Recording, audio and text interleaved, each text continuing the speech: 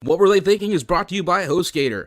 HostGator is a leading provider of shared, reseller, VPS, and dedicated hosting solutions. Award-winning support is available 24/7, 365 days a year via phone, email, and live chat. Discover why over 9 million websites trust HostGator. Use the coupon code SCHLOCK for 25% off your first purchase. That's SCHLOCK, SCHLOCK, for 25% off your first purchase.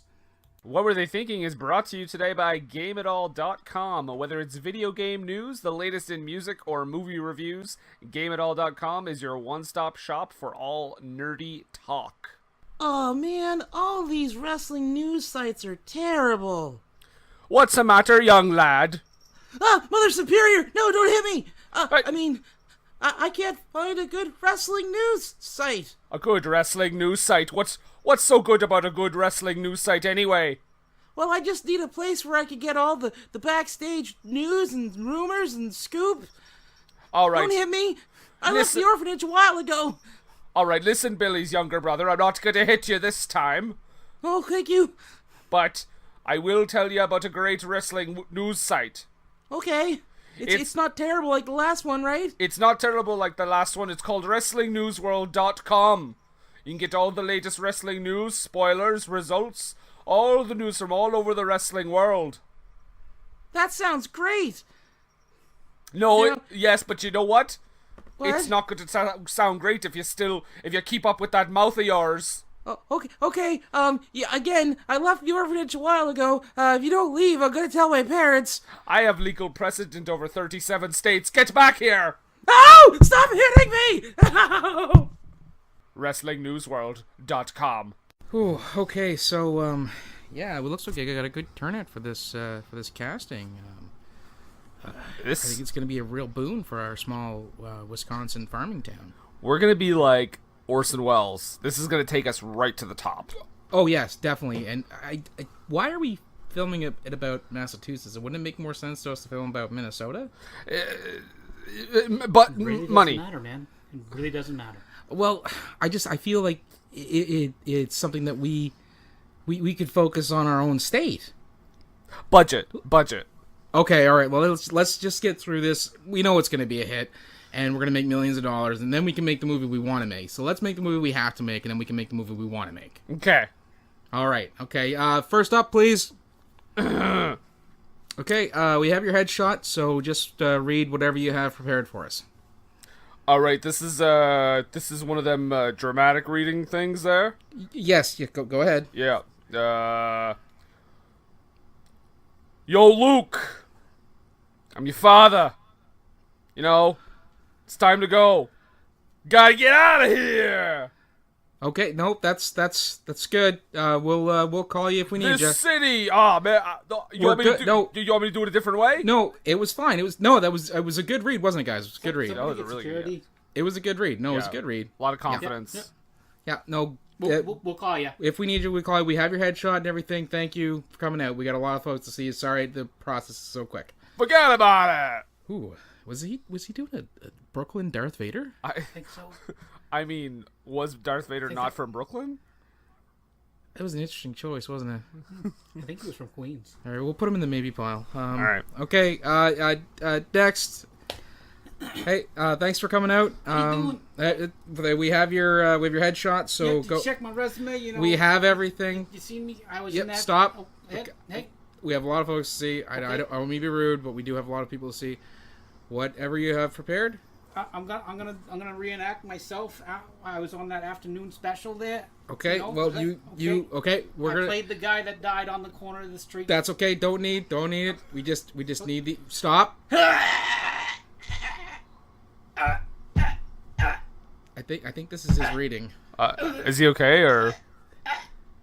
Okay, that was good. That was good. Okay, I can do a little more. No, I even got I even got squirty things. No, that's okay. We don't need the squibs. We got the video of it. We have your headshot. If we need you, we'll give you a call. I'm a real professional. I was on the afternoon special. Clearly you were. Okay, that's. Thank you. He might do good as a victim. I mean, he's got the dying thing down. Yeah. Maybe don't give him too many lines. That voice, I don't know. Okay, so I guess we've got one more. We got time for one more here, guys. All right, Okay. who do we got? Who do we got? Hello, I am Chester Fizzlebolden III, classically trained thespian, studied at Oxford and Cambridge. Wow, great credentials. Yes. All right, what you obviously are fully prepared for this. Give us Yes, I what do you have. got. I've read the script and I have a prepared reading for you if you are ready. Oh, excellent. Ready. Excellent. Even lady, I like the thing that you're doing with the whatnot and the thing there. Oh, don't hurt a person. You're so pretty and beautiful. Great. You know, guys, suggestions? This ring will bring out the best in our community. I think Yeah. we're doing the right thing here. Yeah, I think this is going to be an amazing film. And that was the casting process for the Demons of Ludlow. Did you have a problem with this movie, Brendan?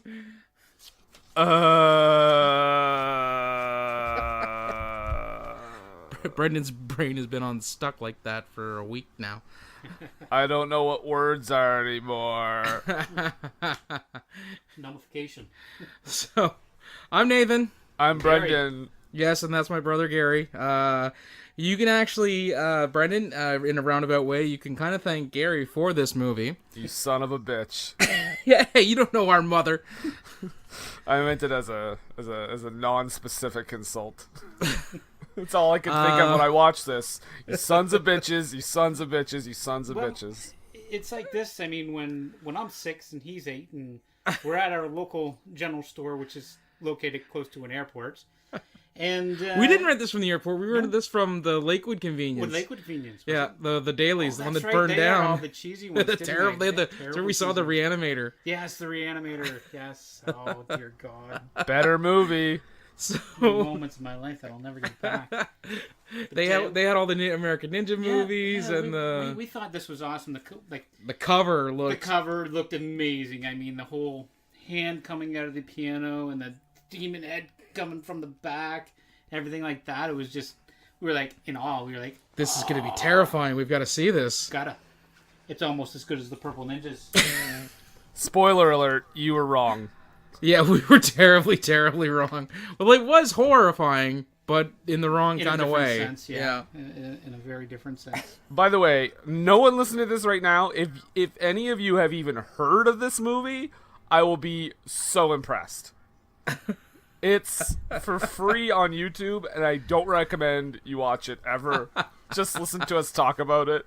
This is one of those cult movies. Cult you know? movie, in that you have to be in a cult to be part of the cult that I've watched it. I've watched it. I was going to say one of those cult movies, as in it tempts you to drink the Kool-Aid.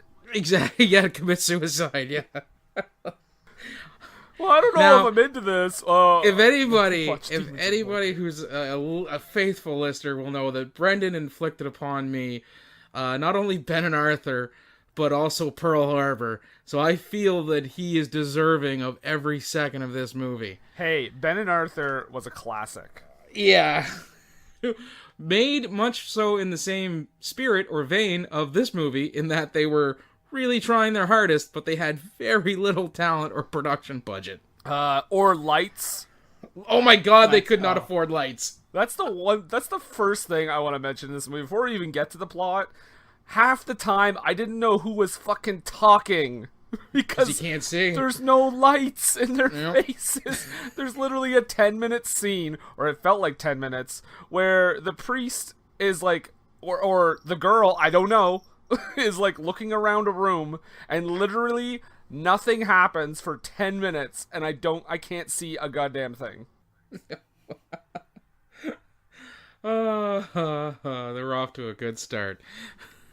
This was like, oh my god, I don't know, I have to like reflect on it, but it may have So been worse. glad I did this to you. May have been worse than Nick Fury for me. Oh, I will actually go on record to say this movie is worse than Nick Fury. Oh, Because at least Nick Fury, you can see the people on the screen. at least David Hasselhoff wasn't just a shadow. Yeah. Good gravy. Well, let's start with the Nintendo Entertainment System theme song. Oh yes, that beautiful 8-bit MIDI sound. Yeah. I Late feel like 70s are carried into the 80s. I feel like I'm going into a castle as a fucking Mario game. I argue that that soundtrack is better. Yeah, but more better composed. Fuller. Less, more authentic sounding. Do. Less plot holes. Do. Oh man. Even like from the get-go, the opening credits made me laugh a little bit because like there's one credit that's like, and introducing Angelica. Guys, remember when Angelica in like her early roots, where her career started to really take off? It's really interesting to see like Angelica when she started as opposed to now. Like her career's really taken off. And you know, and you get to the beginnings of Judge Lance Ito. Before he became a judge, he was simply known as Ito, and he was a cinematographer. I did like that you had pointed out earlier this week that the same director directed Monster a Go-Go. Oh, and there's something in this movie that I was like, holy shit! It reminded me of that movie, and I'll save it for when we get there. But was the fact there was no budget? Well, another interesting point. One of the writers, William Arthur, he also wrote a movie called Bloodheart, which actually starred Tiny Tim. Oh, good God! Sounds like we have a sequel on our hands. So what the blood harvest? Obviously, Tiny Tim was tiptoeing through the tulips of blood. Yes. Harvesting the tulips, right? You can have Tiny Tim in any movie; it instantly becomes a horror film. So yeah, I have like I'm when I was like 5 minutes into this, I was like, "What have you done to me?" That's my note. Nothing you didn't deserve. Also have really, that's your note. My note was ha ha ha ha. Suck it, Brendan. Fair. I also made you watch Shark Boy and Lava Girl. Yes, however, that one was terrible, but it wasn't on par with Ben and Arthur. No, the movie is dreadful. But it's one of the best unintentional comedies of all time. Yeah, and much so this movie too. Oh boy. Oh boy. There are bad actors, and then there are all the people in this movie. Okay. Like that next level down, yeah. Where to even begin? The line dancing? Well, here let's do with that, because I have a fun little note here, a little interesting Mystery Science Theater style note. That we kept going from a hoe down to a down hoe. Yes, accurate. Because you have a country barn party, and then you keep switching back to the minister's undersexed wife. Yeah. Yeah. Extreme. That's kind of weird. Yeah. I wanted more of that plot. Yeah, want to know why they're so miserable in their marriage? That could have been a really good melodrama. She literally doesn't leave that room.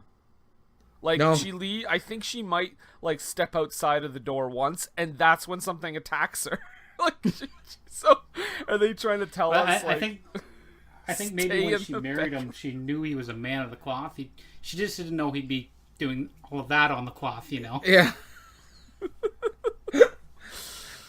Oh, so, yeah, the priest has, like, an undersexed alcoholic wife who, like, Sybil, right? Who I was Sybil, hoping yes. she'd have, like, a personality, like, multiple personalities or something. Much like Sally Field. No, she just undersexed and likes to drink. To be fair. Once she dies, she joins the demons, and, you know, she has that alternate. So I guess it's her heaven? Well... We'll deal I don't with know. that. She's still in the movie, so I can't think it's been heaven. Well, we'll deal with that when we get there. Who fucking knows, man? I don't know, but I just want to touch about the horrible parenting. Like, I mean, who leaves a mentally ill child at the supper table with forks and knives to go to the church to play a piano. Well, I mean, she's a dedicated pianist. She plays it till it bleeds, you know. But still, we'll get to that. that's First, we're there's so too much stuff to excited. unpack. We are too excited to jump ahead. We need to concentrate on the line dancing and the woman who is not quite in line with the choreography. Oh, I also like the dog in this scene who they just for some reason cut to, and he's like, "What the fuck?" Yeah. He's constantly tilting his head like dogs do, but I think he's like, "Oh, where's my agent? So What did I do to deserve this? I'm a good boy. I'm a good boy." this is their bicentennial that we start Yes. at. So he also says so this movie does take place in 1983 because there's literally a line that says it's 1983, but Yep. he says the town is 200 years old, just as old as this country. No. The country is now 210 years old almost. Yeah. Like that's like a law-abiding citizen math issue. Yes. But yeah, that was like the first sign or one of the first signs that I was like, "Oh boy." Yep. And the They fact that couldn't the even entire do town math. was enthralled by a piano. Well, here's the thing. The who doesn't extras like pianists? the extras in this movie are so bizarre because when the mayor comes out, there's like a rousing applause. Like everybody's Yep. excited to see him. And then he starts talking and everybody's cheering, but then when they do the reaction shots, everybody's just blankly staring at him. And then when they bring out the piano, everybody's excited again. Like, And I argue that one of those extras was a young time traveling Bobby Moynihan. wait, I think is it the big guy that was like the doctor? Yeah. Okay, Yep. you know who I thought that looked like? Who? This is going to be a little bit of a deep cut, but I thought it was Otho from Beetlejuice. Otho from Beatles. Oh, the he Like- was in Demolition Man as well. Yeah, Glenn Shaddix or whatever. Yeah, I know who you're talking about. That's who I thought of immediately when I saw him. All right, already we're talking about better movies than this movie. Oh, so much better. Oh, Wow. sorry, never mind. No, it's okay. Excuse you. It was the chili last night. Yeah. Get that movie out of you. Yeah. Well, if there's any one way to purge it, there's another better movie way better than this movie.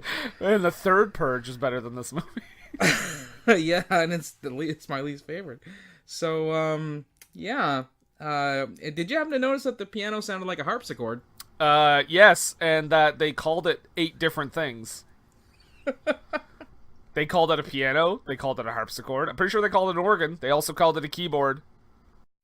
The thing with this movie, and it may sound like we're being super scatterbrained when we talk about this movie, but this movie was super scatterbrained. There was very little linear progressions in this movie. Like, they would show a scene and then they would cut to another scene, like the one where the two folks are driving out in like the Winter Wonderland. They get out of the car and there's a narration while she's clearly talking to him and pointing to the house and telling him something. And I just have a note as that they clearly couldn't afford exterior mics. Oh my Or God. they couldn't get the sounds right, the leveling right. You're talking about the scene. You're talking about where they're standing there and she's talking about the town, right? Yeah. Okay. Was that supposed to be narration? I think so. It's like she was talking about a population of 47 in the town. Yeah. Yeah. But like, The funny thing about Ludlow, even back in the early 80s, had a far bigger population than that. but even like that, I was like, is she supposed to be talking to him? Like, is she supposed to be talking to us? Like, I'm so confused. We're not even 10 minutes into the movie and I- we're already lost. Already don't know what's going on. I'm What about like, the timeline? Like, I mean, seriously. Like, Well, that's it. Like, it jumps around, even though it's just short jumps in between, like, maybe 15 or 20 minutes, but it definitely does feel like they're going and, they go forward and then they're back. It's almost like this, like, terrible version of Memento. oh God, a terrible version of Memento. Did the mayor remind you? For some reason, I just wrote down, like, cheap Milton Berle. Where the mayor Yeah, reminded me of, yeah, like, a that's Milton fair. Berle figure. I expected him to do, like, old jokes that he bought or something. So they get the piano and they play a little bit of it, but no one wants to listen really. they're all falling asleep. Yeah, and then there's that young couple who like sneak away. Oh, And not to go back up into the loft where they had the hoedown. But that was afterwards, because first he wanted to get busy, and she was like, "No, it's not what'll see us." And there's a kid like sitting right there. Yeah. The kid, that kid is one of the ghosts. Right. We come to find that out later, but not knowing that, not giving any sort of like aura or something that says that this kid's a ghost, no clue or anything. It's just some kid, and she's all concerned someone might see us. That child, when I saw that, I had to rewind it because I was like, what?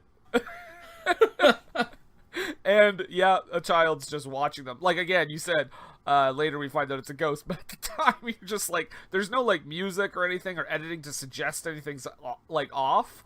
Yeah, no close-up shifty eye shot or anything. No, it's just literally a little girl watching them talk about going to the bone zone. Right, yeah. And so she's like, I don't want to do it. Someone might see us, that sort of thing. And like Gary said, later on, they sneak off during church. Yeah. To go to the bone zone. Yeah, Jesus gets them all riled up. Well, you know what? Be fruitful and multiply. I gotta say, the town is way too excited about a piano. Yes. Like, when the piano arrives, everyone looks at it as if they've never seen a piano before. And they're like, let's go touch it. Let's go touch it. The best is that we meet Debbie, the reporter, and her photographer, Winnie. Winifred. Don't call him Winnie. Oh, come on. We got to be able to joke around. All right there, sister. Don't call me sister. Yeah.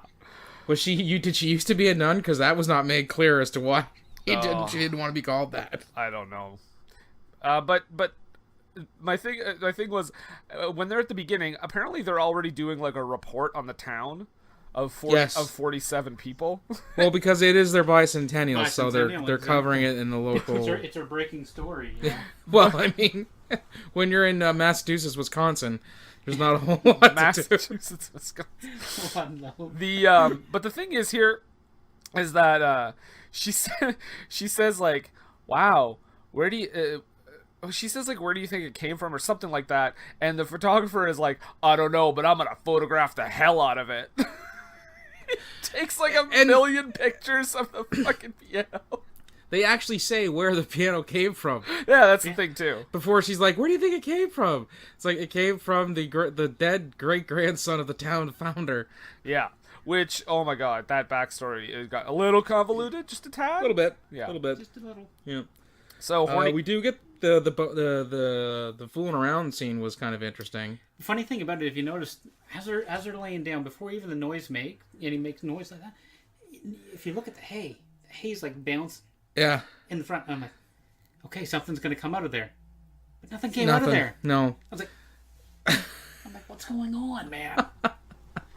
It's the barn rats. It's the barn rats. It's the classic Hitchcock MacGuffin. Yeah. See, Brendan, this was your first viewing of it, and granted, I'm sure it was fairly traumatizing, but this was like PTSD for us. Oh. These are flashbacks. We were like, oh, right, I remember how awful that was. Why we're doing this to ourselves? It's like, yeah, you like wanted to, you like took me down with you. You know what? Honest to God, I halfway expected, when I was watching this movie, I halfway expected Gary to call me later in the week and say, it's like, nope, I'm out. Not watching this movie. You know, funny thing is, as I sat and I watched it, I'm thinking to myself, my children have watched like horror movies. They're young. Like when we were young, we watched a lot of horror movies. Yeah. They've watched, The Conjuring, Annabelle. Me and my youngest son, we watched the 1990 version of It last night. Yeah. But the whole time I was watching this movie, I'm like, my kids are never going to watch this movie. I am not going to traumatize them like this. Ever. Oh, God. Is it over yet? Are we done talking about this? This movie is terrible. Did you notice that the Reverend looked like an average height, under average, talented Peter Dinklage? Wow. Actually, he did kind of look like Peter Dinklage. Did you notice that when we are with the horny couple again, when they hear a noise and he goes to investigate it, as all horror movie it's a trope, males would do, Well, while he's supposedly saying, "I'll be back in a minute," they're like making out, and he says it like clear as day. It's like the Foley in this movie is all over the place. Oh man, ADR and Foley is just left, right, and center. I was so like at this point I'm just like like there are long stretches when nothing happens, and at this point I just got bored and I wrote down her line where she says, "I have a surprise for you when you come back," and I just wrote, "Heh, it's titties."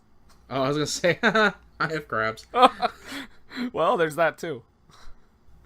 Surprise! The demon got awful handsy there too. He right? did. So, yeah. Oh, that's the first. Is this the first instance of someone dying by having someone rub pudding on their stomach? I'm glad I was not the only one who thought that. I have written on this piece of paper here, "Oh my God, is that pudding?" It's like, 'cause it's definitely not blood. Was that chocolate pudding? Was that chocolate pudding? Maybe the director, because he shot Monster a Go-Go, was used to shooting in black and white, and he was going to use chocolate pudding, much like Hitchcock used chocolate syrup for the blood in Psycho. But no one told him, "No, we got the money for color film." I'm surprised they had the money for colored film. Honestly. It also looked like a Christmas tree grew a hand. And I'm pretty sure it that did, they didn't it? just used a camcorder. The old JVC Kmart special. Got it from my Sears Roebuck catalog. It's like, guys, I want the listeners to get an understanding of how bad the special effects are. Like, it's just, it looks like I said, to me it looked like a Christmas tree grew a hand, and or like an animated hand that wasn't like rendered all the way. Yeah, it just because it's like, and it's the only time they use that effect. No, they use. Do they use it again? They use it again when through the roof. Oh, right. But none of the actual demons, when you see them in their period dress or anything, they don't have that effect about them. No. No. When the mentally ill child, they all when you look at. When they're coming, they have the claws and stuff, but they don't have the spectral green. No, not the them. spectral green. The only coming down through the roof they did that. Yeah. But the funny thing is the whole hand thing. They could have explained that a lot better because you don't hear until like almost 3/4 of the way through. I have a feeling they could have explained a lot better everything in this movie. Oh yeah. And the crazy thing about that scene is that she gets like pudding on her or whatever, but the guy just gets straight up shot in the back. Yes. Like, so much so, it's so jarring that I was like, oh, someone's helping the demons.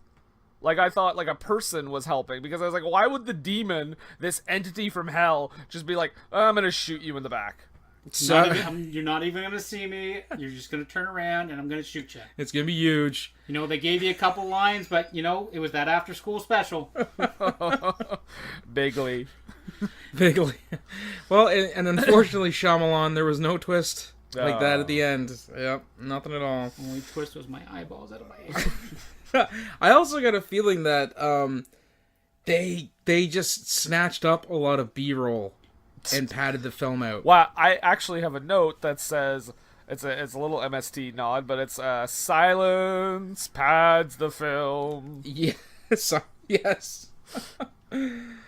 Yeah. How many times do we see the goddamn exterior of that snowy house?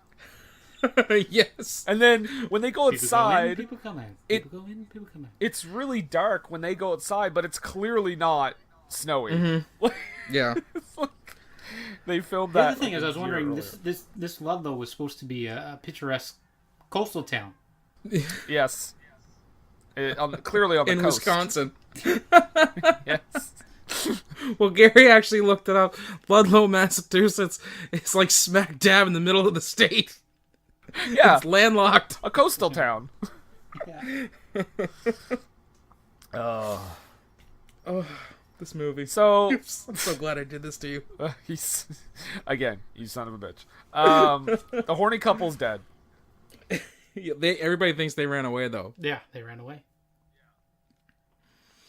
Guys, you in a town like that, though? Don't watch this movie. A movie like that. Oh. I like how the mayor at this point here, when they're arguing about what the minister should be saying in his sermons and stuff like that. Don't mention the kids running away because, you know, they're having like a population drain of their population 47. And he says, you know, don't bring up the past. You know, people already know. Just focus on the bicentennial, which is really, you know, where you talk about the past and history. History, yeah. And he wants to draw up tourism. That's why they got the piano, because, man, if it's one thing that draws in the young folks, it's a 200-year-old piano from England. That's what would bring me there. Like, you know, it's a demonic piano. They don't know that. You know, New York City is apparently a happening place, but because I'm only going for the pianos, is what I'm trying to say. So you're gonna spend a lot of time, like, you know, Radio City Music Hall and the Philharmonic and everything? No, just a random piano in someone's house. Oh, just gonna show up. Can I see your piano here? You have a nice one. Get the hell out of here. Yeah, get out of here. Okay. Well, New York City was great. Yeah. Oh, That's my thing. He was like uniting the townsfolk by being like, you know, all our troubles will go away because I got this fucking piano. / harpsichord / keyboard / whatever the hell everybody calls it. I know how to get reelected. Yeah, I'm gonna bring in a piano. I only need to get 24. Bring in a cursed piano. Only need to get 24 votes. Well, that's the thing. Yeah, you gotta get reelected. Bring in a cursed piano. Have all the demons kill off the townsfolk. I vote for myself. I'm the mayor again. I was hoping they'd have like that ending, like from The Simpsons, where Kang and Kodos like ran for office. Don't blame me. You have I to vote voted for one of us. Oh man. So this is a lot. There's a lot of scenes now with like no light. No low light. Debbie is like looking at Dallas. See, we wish. She's like messing with the piano and like trying to figure out doing what's her going on. Mount Nancy Drew. Did you notice that when with the picture that the wall moved? Yeah, probably. It was probably made out of paper. Yeah, and that's what I mean. Like, not the way it was supposed to. Like, you know, when she played the piano, it shook the picture, but you could actually see the wall like somebody pushed it.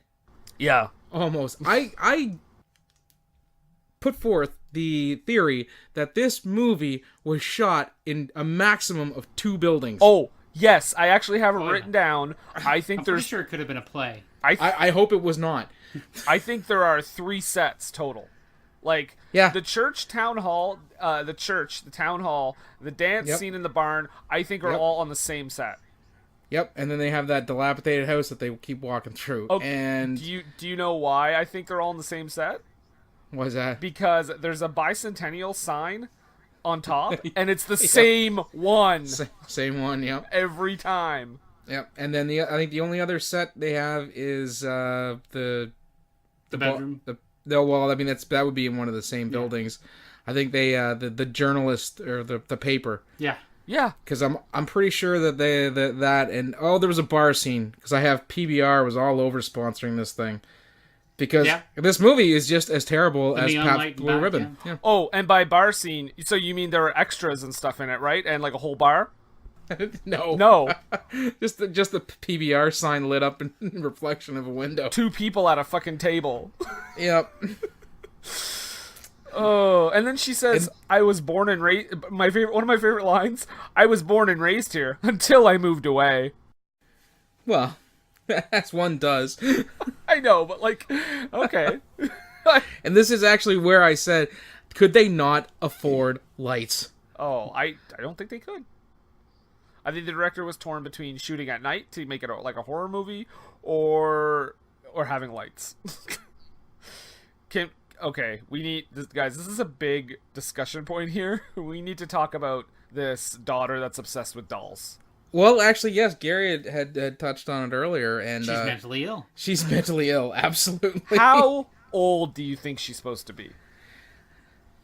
That's my question. Do you mean how old is the character supposed to be, or Yeah. how old the actress is? No, the character. Okay, I'm gonna say conservatively mid-teens. 14, yeah. Okay, well that is very disturbing because we see her completely naked. Yes. Yes, I know. It was like, no. Like, absolutely not. That just shouldn't happen. Yeah, but, there it is. I will, you know what? I would say I'd look up the actress to see how old she is. Guarantee you there's nothing. But I'll try it anyway. Yeah. And then Gary had noted that the mother is not that good because Emily was having an outbreak, a mental break or whatever, and she decided to just up and leave. I'm gonna go play some piano.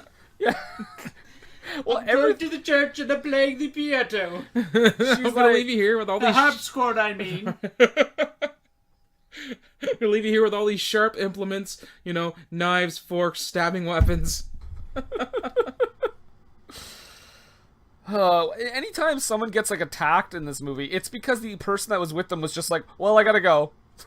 Yeah. Like, I'm gonna up and leave all the time. What was the daughter's name? Emily? Okay, I found her name here. Emily. Yeah, Emily. Okay, well, the good news is her real age was like 23 at the time. Well, that's good. Yeah. That's really good. Still. Oh, that's still a no-go, even nowadays, even a character playing... Just saying that she was 15 Exactly. would get you in some deep shit, yeah.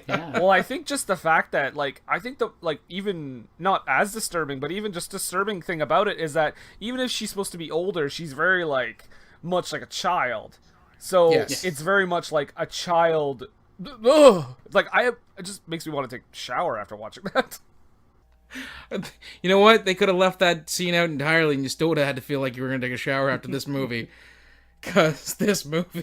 Well, okay, and let's talk about how she ends up getting killed. She's playing with her dolls. By the way, one of them is a Smurf doll. Yes, I've seen that. Guarantee you they didn't get the rights to that. And one of them is named Isabel, and the reason why her name is Isabel is because she was a naughty doll. Yeah. Can you explain that? No, I was like, what? What's that got to do with anything? Well, I rewound it because she said her line is, she's like, you never behave yourself or something. You reward me with bad behavior, and that's why your name is Isabel. So I'm like, okay, is there another character named Isabel? Nope. Well, I think what she's doing is she's actually pushing her own feelings the way her mother's treating her onto that. She feels like her mother is named Anne and her name is Emily. I know. Well, that shoots that all together right there, doesn't it? It's just she projects something. We're all gonna have fun. We're all gonna have a party, except for you. And that's why your name is Isabel. Exactly. Made zero Isabella sense. ringing. Isabella ringing. The doll that pops up. Yeah, and then she's like, "All right, who did that? Who laughed at me?" Even though she was clearly, she could see it. It was literally right in front of her. And I like how they start doing the pan around so you can see all the different dolls that she has. There wasn't just Smurfette. I do have the Smurfette note here, but there was another doll that looked like Red Skelton in his tramp outfit. Okay, I thought it was like a racist doll wearing blackface. No. And then I also have another one. I'm pretty sure she has an Anna Green Gables doll. That's very possible because it was filmed in the town of Ludlow, Wisconsin, Canada. Yeah. Well, there was enough snow. But there was a doll there that had two pigtails and a sun hat and that, pioneer style sundress that girls would wear. It looked like Anna Green. If they had shown it from the front, or if we could have told if they had gotten a light and then we could have seen that the hair was red, I would have been like, that's an Anna Green Gables doll. Yeah. Okay, so the laughter, and then she somehow ends up in a basement. Oh, sorry. Well, I think that the demons are playing with her perception at this point. Yes. But also, you know what? Also, the demons were playing with at this point? My Shudder app, because even my Shudder app refused to let me watch this movie. Guys, this movie... You're not allowed to watch it. It's so horrible. We had it here. Somebody jumped the gun. They put it on here before they even watched it. One of our guys watched it, and then nope. Yeah, no. We cannot support this movie. I got to this point of the movie, and it just kept buffering. I had to switch and watch the free YouTube one. You know what? Yeah? I'm glad. Incidentally, no difference in picture quality. The funny thing is you say it was a free YouTube thing. Well, it still costs you your time. It cost me my time. I think YouTube should be paying me your time and your bandwidth. Yeah. We also got the idiot demon with the fire poker. He tried to kill the Reverend. The Reverend was like there for like 5 minutes, and he's like waving it, and all of a sudden, oh, I'm gonna turn. Takes a swing and a miss. But the thing, it's like he was, maybe there was a fly on his back, and he was like, you anticipate, and you're gonna hit, and all of a sudden you go to hit, and the fly just goes away. And the reason why we're jumping around like this is because this is how this played out. Well, I just want to put a cap on that doll scene though. She gets eaten alive. Yeah. She does. But here's how the scene progression went in the movie for folks who were smart enough not to watch it. Emily is having her doll party. The mom goes to play the piano, and she starts playing the piano, plays it till it bleeds. The Reverend. We go back to Emily. Then we go to and then that's where the laughing doll scene comes in, I think. And then we go to the idiot demon scene. And then the minister gets up to go over to the church. We go back to Emily coming downstairs. Then we get the mother continuing to play the piano, and then Emily gets torn apart by the demons. Yes. Did you follow that? Did you get your flow charts out? Because that's how that happened. The editing is off the charts. Oh my god. Well, according to the next where they're talking about the death of Emily, they're sitting at the table, and he's like, the mayor's like, pretty much unsympathetic. Oh, you mean how he's like, that crazy nutso pants had an accident? What did we expect? She should have been institutionalized years ago. Oh, sorry, Emily's mother. No offense, she's over in the corner. Even the doctor can he can back me. She was strangled to death. Yeah, and then Bobby Moynihan / the dude from Beetlejuice is like, yeah. Yeah, that's like his only line. Yeah.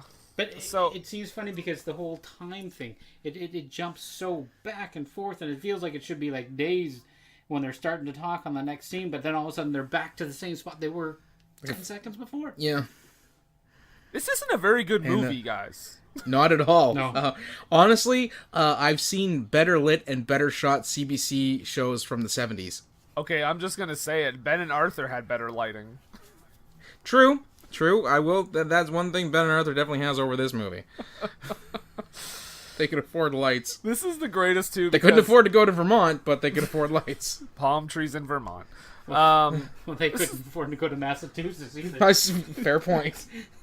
The greatest thing in this scene is that the priest. By the way, I couldn't get over. I know this is a small thing, but the priest's name is Chris. And for some reason, that made me laugh like a lot. Just like this guy. I don't know. The name didn't fit. Reverend Chris. Put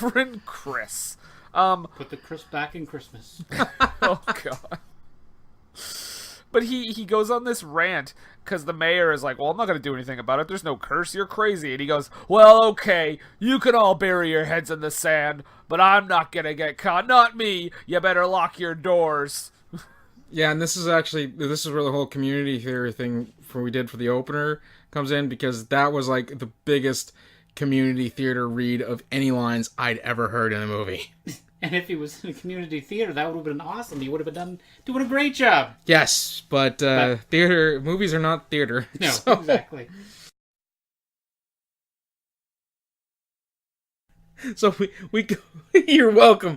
We go back to the journalists, Winnie and Sister Christian. Win, sorry. Sister Don't Christian. call me Winnie. Wait. Did you notice that at the end of his rant, the best part was when at the end he's like, end of sermon. And scene. He might as well have dropped a microphone. But yeah, let's go back to Sister Christian and Winnie. Yeah, well, they get there.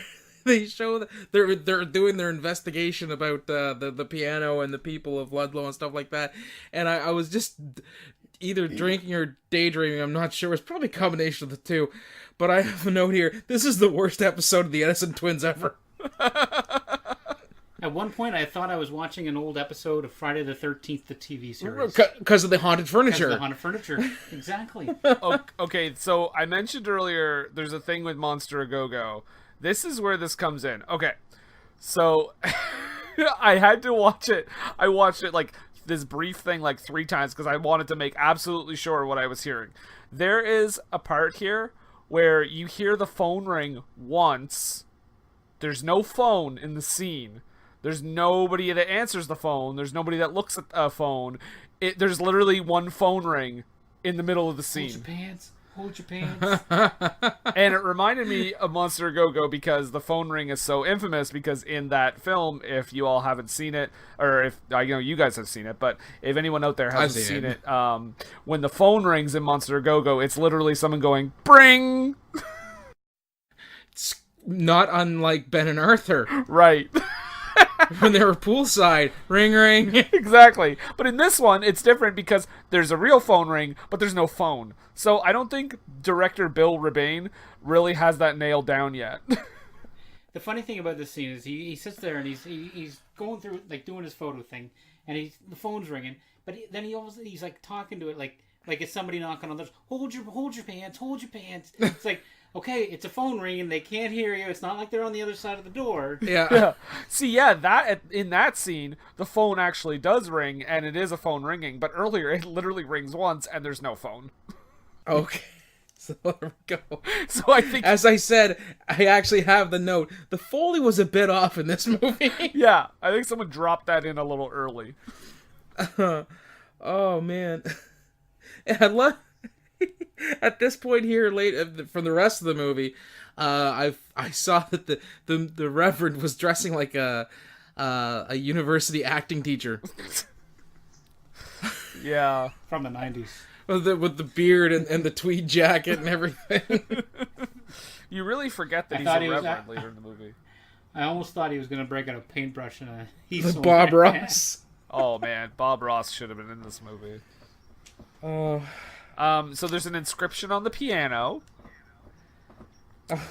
And my question is, they want to go back and look at it because the inscription's not real clear, right? Yeah. Why do they go at night and take photos of it? Why not go during the day and just read it? I don't understand. Well, because, what you want to do is you want to take pictures in a super low light environment so you can blow it up and see it less clearly. I got nothing. Holy shit. You know what I just realized? The director... What'd you just realize? We waste our lives? No, the director is vicariously living through Winnie, because that's totally his own theory on filmmaking. You do it in low light, and then you hope for the best. Oh, getting it solved. Oh, hey, I think that's like one of my first detective moments.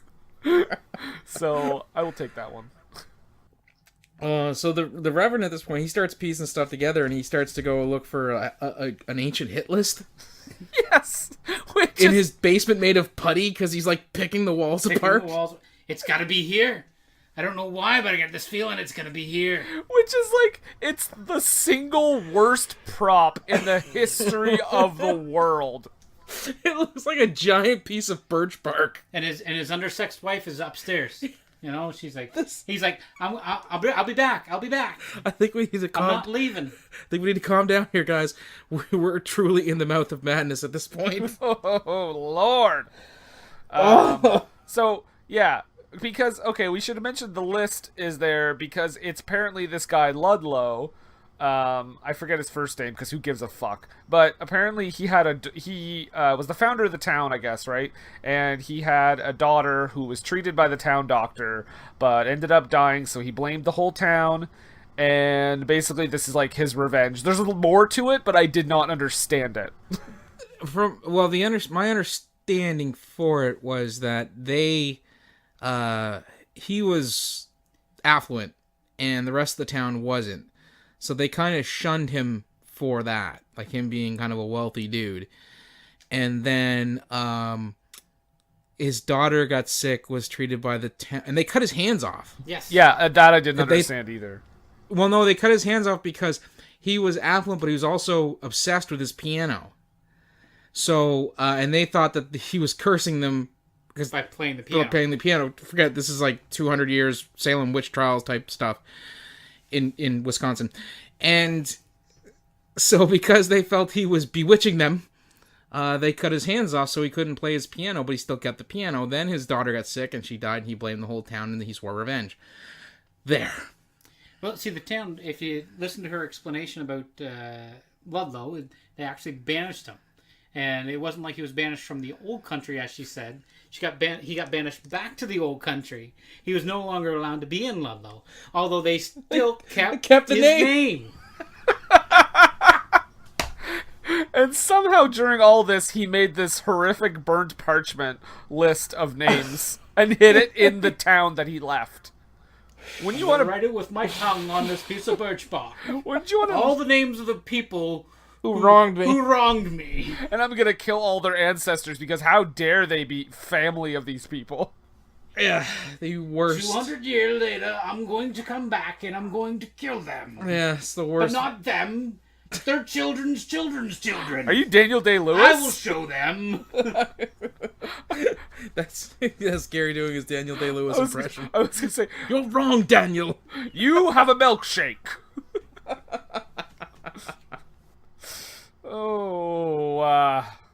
Yeah. So that's basically the backstory of why Ludlow is trying to kill everyone, I guess. Which you don't find out till about 3/4 of the way through the movie. Yes. Right.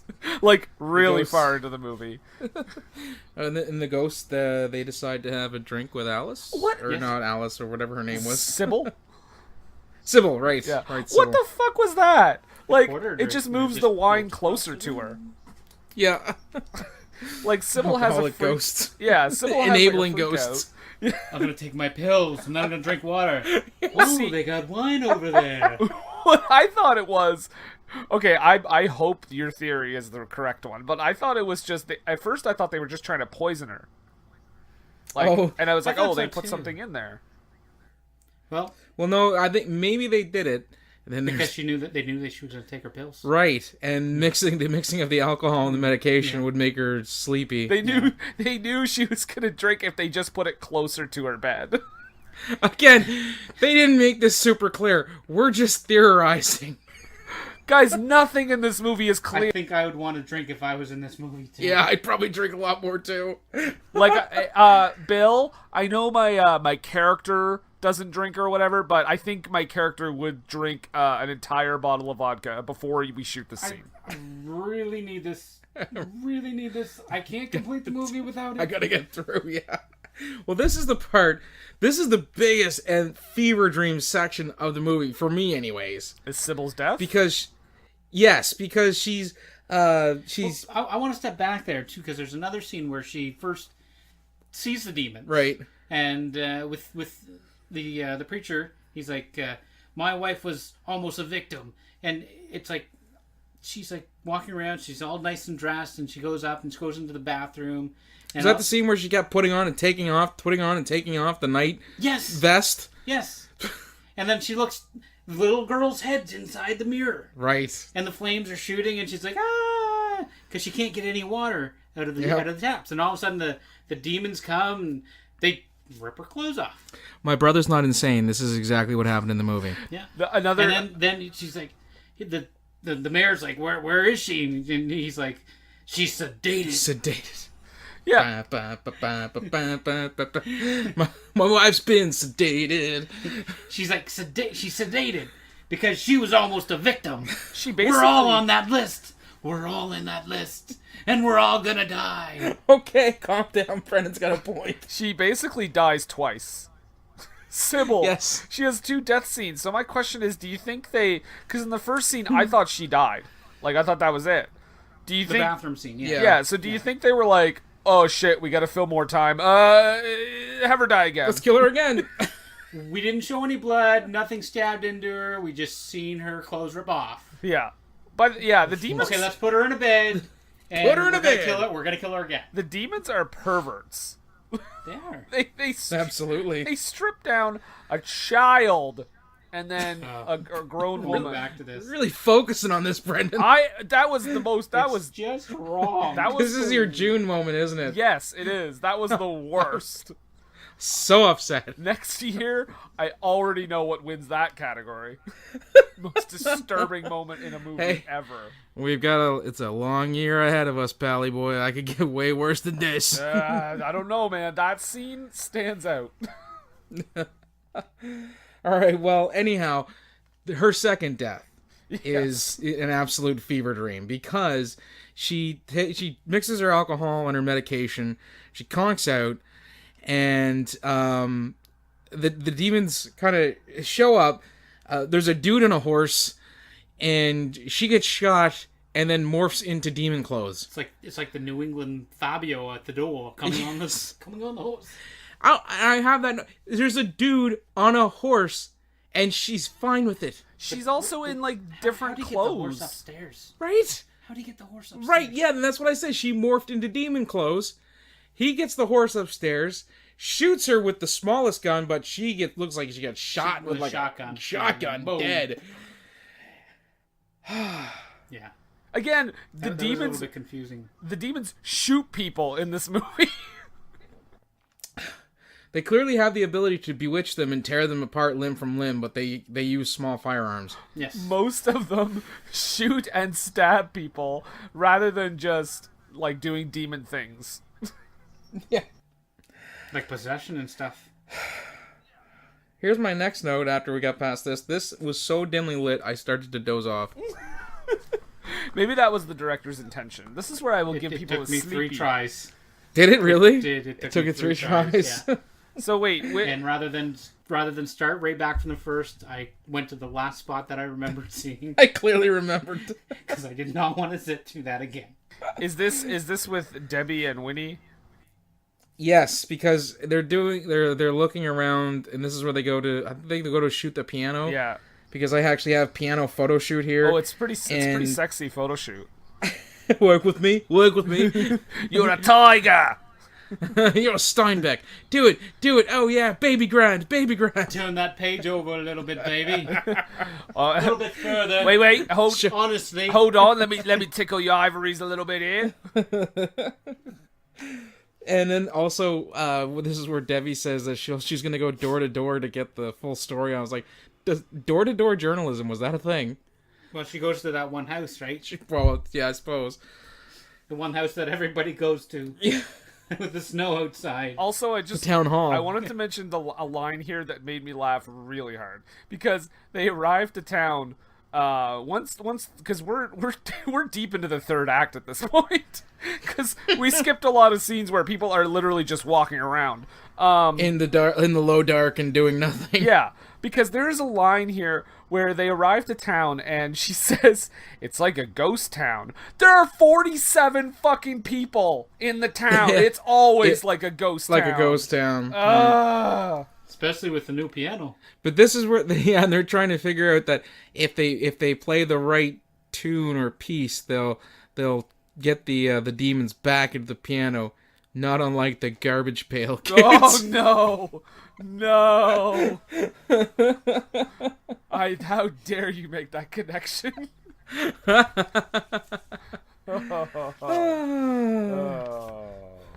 They should have played it backwards to put them back in the bag. And got Anthony Newley to do it. Yes.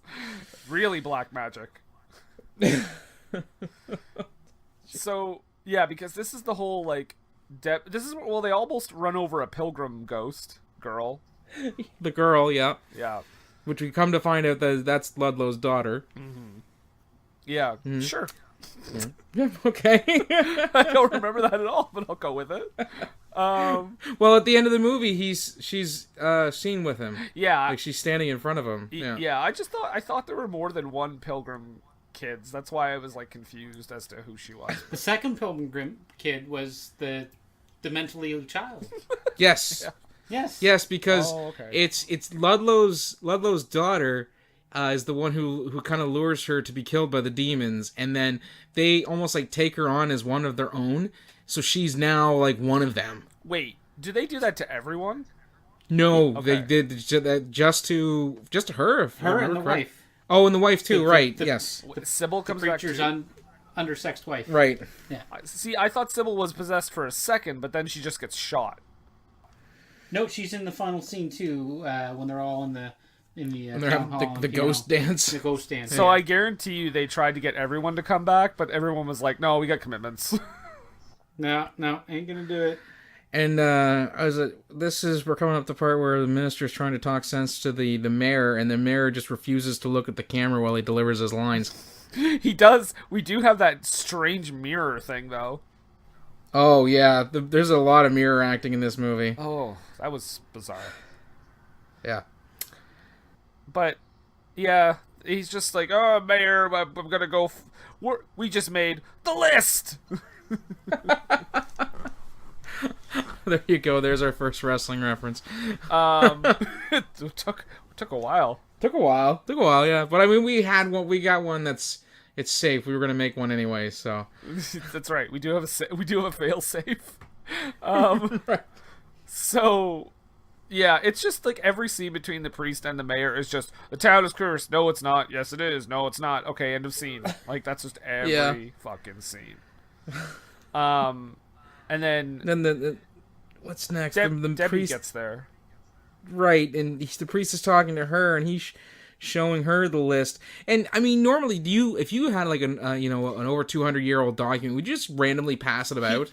He went and tried to destroy the piano first before he got that list. Yes, because he does that, and we find out that's when he's the worst firefighter in the world. Yes, because he can't even stamp out a flame. No, yeah. Yeah, like I just it kills me that, like I said, that prop, guys. If you haven't watched the movie, it is so. Dear God, no. No, don't. But that prop is so bad. Like, it's honest to God. Like, if you went out and stripped like a conservatively 2-foot long strip of birch bark off of a tree, and just pulled it off right around the tree, like the biggest birch tree you could find, and pulled the bark right from around it. That's what it looked like. They don't show you any writing or anything on it. It just looks like it's ripped straight from a tree. Like, those actors must have felt like idiots staring at a piece of tree. I don't think that had anything to do with it. I think they felt like idiots for being in this movie. Oh, granted, but I mean, that just we're gonna get tweeted at like David Arquette. I guarantee. One of the actors is like, "Hey, they're talking about my movie." Oh my God! If any of the actors in this movie have Twitter, I beg for a response. We will bring you on as a guest, and you can defend yourself. You and Sam Marovich can have a double episode. And this is where we find out that, they know, some people have known about this curse. Why wouldn't you just move away? Yeah. Doesn't take a long time to evacuate 47 people. No, it would not. Depends on how stubborn they are. I suppose. But, like, most of them want to leave, and none of them are happy about being there. Well, judging by all their faces. I guess it's a Irish town. Just move. Yeah. It's like, just move to the next place. I'm not going to do anything to fix it. I'm just going to deal with it being wrong for the rest of my life. Well, the walls are bleeding. The piano's playing by itself. Well, what are you going to do? This sort of thing happens, I guess. The mayor is nearly killed by what looks like a power line, but there's no power line. No, and luckily he did not die, because we wouldn't have got these awesome pirate ghosts. Yeah. That, by the way, oh my God! What are you doing? Literally, what are you doing there? This sounds like. Where did you get those? This sounds like we made it up, because we literally said a power line exploded and then pirate ghosts. No, guys, this happens. There are pirate ghosts just show up, and they're fighting each other. And this is the weirdest thing, is I feel they kept getting the period dress mixed up, because the girl who's supposed to be Ludlow's daughter is dressed very Little House on the Prairie, Salem witch trials type of garb. Yeah. But the other demons are dressed like Victorian French aristocrats, Louis the 16th, let them eat cake type thing. And then we've got the Three Musketeers showing up with the big plumes in their hats. Buccaneers. The Buccaneers, yeah. Like, this movie. Yeah. I'm so glad I did this to you. So, you asshole. So what you're saying... Wait, hold on. So what you're saying is they didn't do the proper research into the period style dress? Probably not. Oh, okay. Just checking. I have a note here that says, because you had mentioned the Monster Go-Go thing, I was like, this movie, he should have pitched this as a sequel and called it Demons of What? Yeah. It was their one-hit wonder what the hell they're doing in this movie. So he gets decapitated by the pirate ghosts. Yeah, the pirate ghost after he cut off. Although I'd have to say the prop, whatever they used for the prop for the head, actually looked quite convincing. Pretty good, yeah. It was actually really It was like good. one of the only good parts of the movie. I was actually quite surprised when I seen it. I'm like, but you shouldn't have to sit through 80 minutes for that kind of payoff. No. Did you guys watch the 83-minute version or the 93-minute version? 83, I think. Mine was 93 somehow. Was it 93? Well, I watched. Have to take a look at mine. I watched it on YouTube, but I did too. I'll take a look at my YouTube history and I'll tell you. But I was like, how is there 10 minutes? I guarantee you that 10 minutes was just walking around. So maybe we did watch the 83-minute version. You did? No, I'm saying that we did watch because you. It was more exterior shots of the building. You're right. No, it was. I watched the 93 minutes version. Was anybody really 32 minutes? Was anybody really pining for the 10 minutes of bonus footage for this movie? Because it didn't explain anything any better. If there was an Easter egg on a DVD version, it would probably be that it shut it down to 5 minutes. This is the trailer, and that's all you need. Yeah. So okay, it's time for Chris, Reverend Chris, and Debbie to attempt to destroy the piano again. And they end up conjuring a ghost dance. Yeah, the piano levitates. Yeah, conjuring a ghost dance rather. The piano levitates and destroys the stage, and then a bunch of ghosts just start dancing. I love that. The kid just crashes down, and I was like, oh. Rumbles and shakes. Yeah. This movie sucks. They have a trial. So it was almost like the piano had the case of the Wet Fart Wednesdays. I have a note because they're all dancing, well, in synchronicity as best they can. I got, it's a thriller, killer night. Way better movie than this movie. Right. The Thriller video. Writing the checks out now, Nathan. Another $100, to Michael Jackson's estate. He just paid directly to his victims. Oh, hot take. Yeah, ghost dance, and they basically they take Chris and they cut his hands off, but they act like they killed him. Right. I'm just like, and they give his hands to Ludlow. Might have passed out because of the blood loss. I'm thinking probably. Yeah, well, I'm sure like you would bleed out eventually. Because, I mean, if you watch, they do the one hand and it's kind of sitting there limp, and then the other one it pops right off as soon as he hits it. It's like halfway across the dance floor, and the other one's still sitting there. And then all of a sudden they got both hands, and he just his puts hands. them on. He's like, I got my hands back. His hands are essentially made of. I wish that had been his line. You all live now. The way they chop his hands off, his hands are essentially made of butter. Yes. Yeah. No bone to get through at all. No. Unless that knife is like Ludlow. A Ginzu fucking and then third edition. All of a sudden she's dressed up in the garb. Yes. Right. She's like trying to get out. I actually have a note here. Now Ludlow's getting handsy. So wait, how? You know what? We missed a complete scene. The whole scene with the mother of the mentally ill child dies. Oh yeah, by stoning. Right. They throw the rocks at her. I laughed so hard. She's getting. I actually have a note. She's getting stoned. She's getting stoned. Yeah. When But first she was having a ball because they distracted her with a bouncy ball. Dear God, I wish I did that. All right. I wish I got stoned before. I'm so glad you brought that back up. Now that note makes sense. Then all of a sudden the ceiling like explodes and then the hand reaches down and it's like, where are we going here? Oh, I don't know. Let's just hang her. Let's just bring her up. No, bring her up. Let's lower her noose. Yeah, that will do that. And they hang her. When she gets... Hold on a second. Wait a second. I have to go back for a second. I have to go way back because you guys just brought something up and now it makes absolutely no sense. Remember when... Like this movie. Remember when Emily was eaten alive? Yes. How does the doctor think that she died by strangulation? It was all a cover-up, man. No, because I think he legitimately examined her and was like, yeah, she hung herself. And she's in... herself. Because the minister says she was torn apart. She's in pieces on the ground. He's like, death by strangulation. I'm a doctor. The proof is in the pudding. The proof is in the pudding. It's all over her tummy. Oh. So yeah, that's that scene though with Anne, which is that's the mother of the doll Emily. Girl.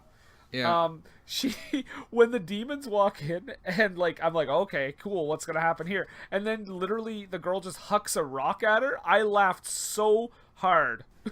Yes. So hard. And they throw literally just stands there and she's like, ow. It was even funnier the way it bounced off of her. Yeah. Instantly creating blood on her head. Yeah. Oh. But anyway, the ending scene here. So where she's a mime? What? Where she's a mime. I can't get out. Oh, yeah. She's stuck in a box. So Debbie tries to run out of the town and she can't get past a certain point because there's like a visible electric fence force field thing. There's a dome. No, she was under the dome. She was under the dome. Oh, how dare you bring Stephen King's name into this? Hey, he's put some clunkers out there. I just want you to know. Nothing compared to this. No, sure no. Not. His movies are mostly actually horrifying for a different reason. Yeah, and take place in Maine. Okay. Not Ludlow, Wisconsin. Can someone explain the beautiful, picturesque coastal town? Can someone explain this ending? Okay, this is what I kind of postulated. Now, do take note that I have the same reaction I feel that you had in that what the horse shit. Now, before you give your theory, I want you to just tell the people based on just watching the movie what they show you at the ending here. Okay. So, Debbie gets away from the ghost dance, and they're going to chop off the Reverend's hands.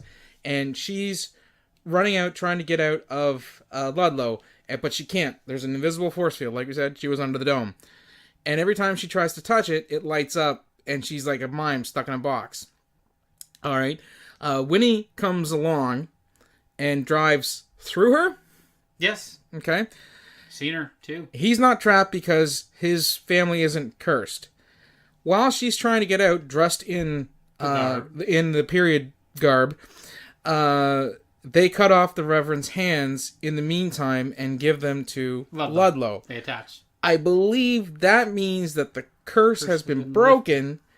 She collapses to the ground outside of the barrier of town and is now back in her regular 20th century clothing. End credits.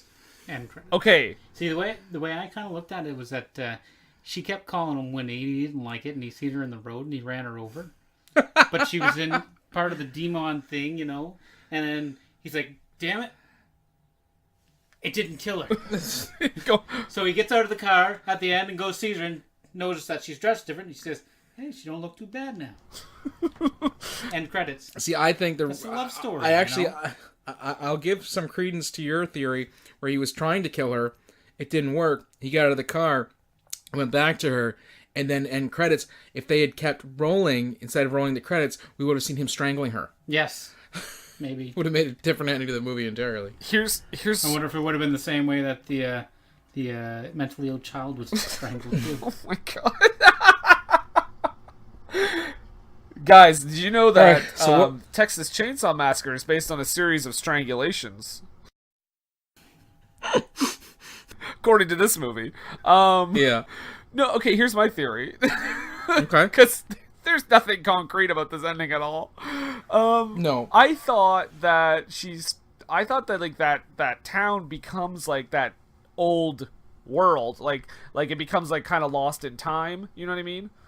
Like Brigadoon. Sure. Like it becomes Triangle. like the 1700s or whatever that time period was. Yep. And that when he hits her with the car and goes right through her, he goes right through her, but then when she comes back to reality, she actually has been hit by the car and then collapses and dies. That's what I thought happened. I don't know, but you know what? That would definitely save us from a sequel. I think. Well, I don't know if she's dead. The end. This movie has the balls to end like that. It's a very Captain America style ending. Another thing I just want to mention is when the priest is trying to destroy the piano the first time, when we find out he's not a firefighter, right? the whole face in the piano kind of reminded me like Frighteners. Yeah.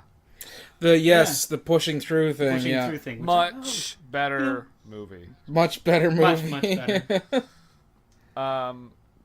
Well, that was the Demons of Ludlow, everyone. Yeah. It's a fucking mess. You deserved every bit of that, Brendan. Every bit of it. I said this before we started recording, but this to me felt longer than Pearl Harbor. Yes.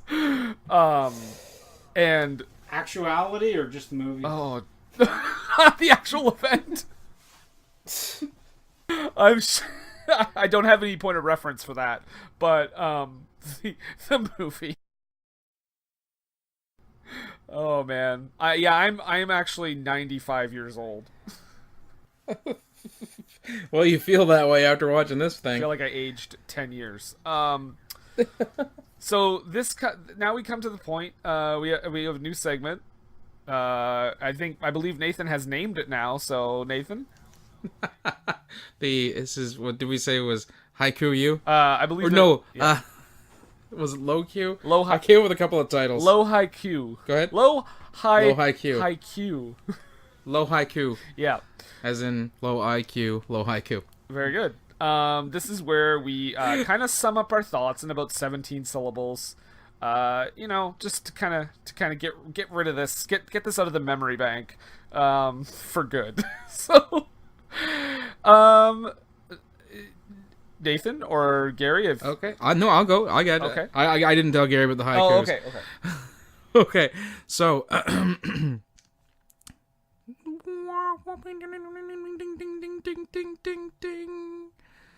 Demons in wrong state. Piano is cursed and haunted. Give me my time. Yes, very accurate description of the film Demons of Ludlow. All right, so this is what I've got here. This expresses my frustration. Who is anyone? What the fuck is happening? I cannot see shit. So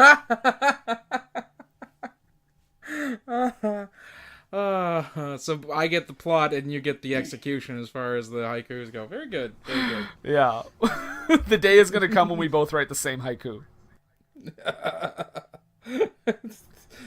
This is one of these days we're going to get a movie of my haiku is just going to be sobs and screams over and over again. I'm surprised that wasn't mine for this one. But as we always say, well, we usually say, don't take our word for it. But this movie has no reviews. No reviews at all. I did write down a few of the user reviews on Rotten Tomatoes because some of them made me laugh. Yeah.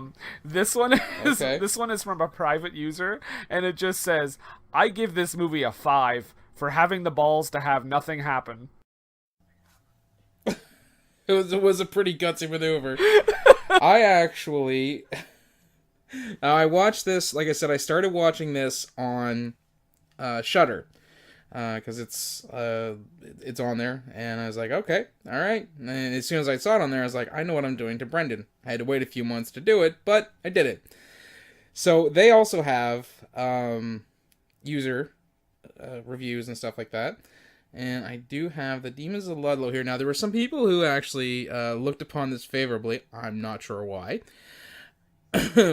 But let's see this one here.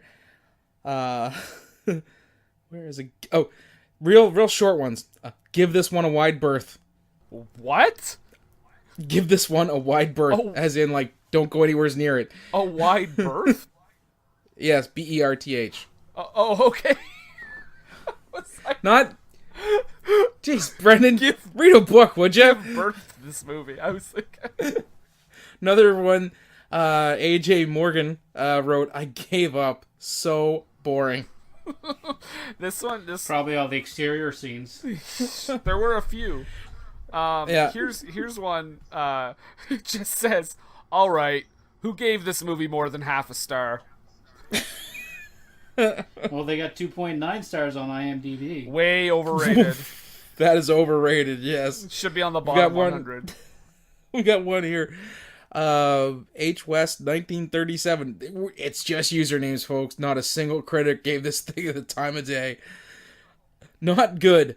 Poor, convoluted story. Poor camera work. The end made no sense. Pass. I've got two more here. The first one is this one's a little longer. This is from Andrew B, acclaimed critic Andrew B. There is no reason anyone should watch this.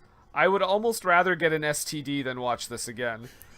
Every single scene in this movie is completely pointless. I think a bunch of people separately wrote the pages of the script and then randomly put them together to make this an ultimate rape you in the eyes movie. Rape you in the eyes. Now, I'm just going to read this. I'm only going to read part of it on IMDb. There's a review on there, but he gives it 9 out of 10. Oh my god! What? 9 out of 10. What? Is it by Bill Rebane? No, Radioactivate 2001. Apparently, his uncle had a copy of the tape which had Fear No Evil on it as well, and he would often treat himself to a double billing at the age of 12. So down towards the bottom of the movie, he says, I don't think some people or all the reviewers here actually comprehend how low budget this film was. And when you consider how ambitious it is, you can't help but respect the makers of the film. Acting-wise, there is nobody particular of note. Barely any of the cast members starring in anything else. They do their jobs admirably. And while there's no Oscar winners, material from anyone, no one falters, just gives the film a chance to maybe you'll enjoy the film as much as I do. In fact, I'm going to watch it again right now. Gross. He must be in an endless time loop. I swear to God. That has no time because the movie's... 9 out of 10. 9 out of 10. Well, there was one positive review I've got here from Shudder. Two actually, there's two, but I'm going to read this one here because it makes some notes, some trivia as well, which we'll kind of run into because Gary got some trivia for us as well about Ludlow. But anyways, this was given 5 skulls because they go by the skull rating on Shudder. Something I wanted to point out. Many of the actors and locations in this film were also used in Uli Lomel's The Devonsville Terror. Legendary B-film director Bill Rebane made Ludlow, and he was also an assistant director on Devonsville. The Devonsville Terror, which is the Uli Lomel movie. Not much is known about that connection, but I'm guessing Rebane took a page from the Roger Corman Filmmaker's Guide by recycling actors and locations for other movies. Nothing about the movie, nothing to defend as to why this is a worthwhile movie. Just some interesting tidbits. 5 skulls. Here's some trivia. 10 out of 10. Yeah. Okay, this is my last one. It's very quick, and I'm assuming it's written like this. And if it's not, I'll be very disappointed. It's from Mark M, and it just says, "Demons of Ludlow. Oh my god." Yes, actually, this is. I feel this is worse than Troll 2. So here we go. We did get some trivia. Gary had said there's some notable folks from Ludlow. From Ludlow, Massachusetts, yes. Not Ludlow, Wisconsin. The bassist, actually, from Smashing Pumpkins is from Ludlow. There you go. Also, your wrestling reference, Nathan? Oh, yes. I'm going to bring that right up here. One of the members of the tag team, the Heartthrobs, I think it was, is from there. Let me get Antonio Thomas.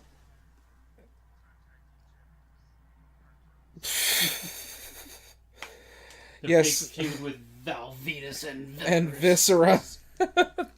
Yes. Here we go. Because we've got some. There are some people of note, and again, I'm looking here at the wiki page, and it is smack and dab landlocked in the middle of the state. Maybe not like geographically middle, but definitely not a coastal town. But yes, Antonio Thomas, who was his real name is Tom Matera, and his stint in the WWE, they were mostly relegated to the Raw B show Heat, if anybody remembers Heat, on Sunday nights, and had short-lived feuds with Eugene and William Regal, Rosie and the Hurricane, and V Squared, aka Val Venus and Viscera. V Squared apparently was Val Venus and Viscera, yeah. Which, actually, when you get right down, shouldn't that be V Cubed? Val Venus and Viscera. There's 3 V's there. I'm just gonna... Yeah. Well, if Throw they had that out called there, it yeah. V cubed, that's licensed to print money right there. Yeah. I would like to just... Triple V. I would like to just briefly read the entire Wikipedia page for the Demons of Ludlow. If you don't mind. We have that kind of time? Yeah, I think so. I'll try. You most certainly do. I'll try to read it quickly here. This is the information about it. So obviously at the beginning it says, the Demons of Ludlow is a blah blah blah. The plot is demons that lurk in a piano. But this is all like the further info about it, right? The film was made in Wisconsin and released theatrically by Titan International. That's it. So it covers 2 bases for our podcast. One, it saw a theatrical release, and 2, it was made in earnest. It's not self-aware. Oh, and apparently the guitarist from the rock band Stained is from Ludlow as well. Boy, oh boy, did this movie ever bite the big one. Boy, oh boy, am I so proud of myself for doing this to you. Well, let's talk about what's coming up. Okay. Because in 2 weeks, we actually, you know what? It might be known to some people in the Twitterverse, but I'm still not going to reveal it unless you've already seen the results of our little poll. Because we just recently passed a little 1,000 follower milestone on Twitter. Thank you, everyone. And all right, there we go. Yeah, so we did a little poll with 4 of the most different movies I could think of. And they chose our next movie. So I will just say that shit's about to get medieval. And that's all I'm going to say. There's your clue. There's your clue. Okay. You got anything else you want to promote? You should follow us on Twitter at WWTT Podcast. You can also find us on Facebook at What Were They Thinking. Instagram is also WWTT Podcast. And also, if you're listening right now, whatever platform you're listening to, you can also find us on YouTube, iTunes, Podbean, Stitcher, Google Play, and a bunch of others that Nathan thinks I made up. I'm positive you made them up. And I believe you have something to plug as well. Pocket knife, whatever. Anyhow, do check out Montrose Monkington III Esquire and Friends on Facebook, and Montrose Monkington TV on YouTube. The hapless misadventures of a British monkey puppet from Bananashire upon Hempton, the great country of England, and his views on pop culture, community life, and professional wrestling, of course. Excellent. I'd like to thank our guest for coming. Yeah, thanks for suffering with this again, Gary. Oh dear God! Taking a trip back. I to knew your as soon childhood. as soon as I was like, I saw this on Shudder, and I was like, I gotta do that to Brendan. And as soon as I saw it, I was like, Gary should watch this movie with us. Because if anybody else could relate, I think we're probably the only 3 people in this section of the world that's probably seen this movie. I think we're the only 3 people in the world that have seen this movie. No, there are clearly some people who are on Shudder that have seen it because someone thought it was great, even though they didn't offer any defense as to why it was great. 9 out of 10. Yeah. I have some questions. Well, he does say, "I'm going to hell because I like this movie."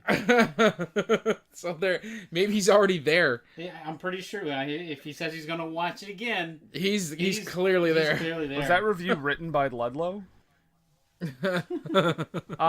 But yeah, I think as we wind down here, I just have a few questions for you. Got a couple questions for me, do you? Oh Lord, where do I even begin? I don't know. The beginning would be a good start. Yeah, it's a good point. Okay, so we watched this fucking movie. In a movie, I'm broken. In a movie, you might as well call me Matt Hardy because I am broken. Delete this movie. Delete this movie. Okay.